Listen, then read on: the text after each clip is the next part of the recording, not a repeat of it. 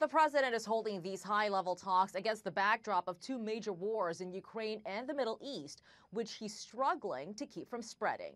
The hope is that we can de-escalate the tensions. That's really what the president's been trying to do.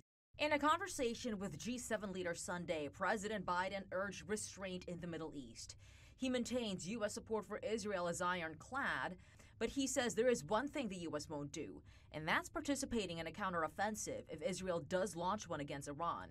Israel is still weighing its response. Right now is when the world must stop ignoring Iran's crimes and take action.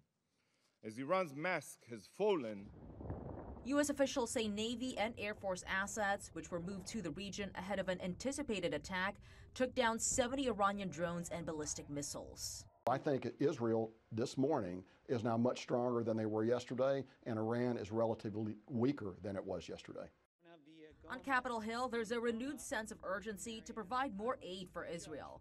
Lawmakers, though, are divided on how to respond. Bipartisan calls are growing for the House to take up the Senate-passed $95 billion foreign aid bill that includes money for Israel, Ukraine, and the Indo-Pacific.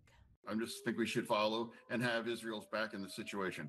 This week, the House is putting 17 bills on the floor to hammer Iran or show support for Israel. It's still possible aid to Israel may be tied to assistance for Ukraine, despite opposition from hardline conservatives.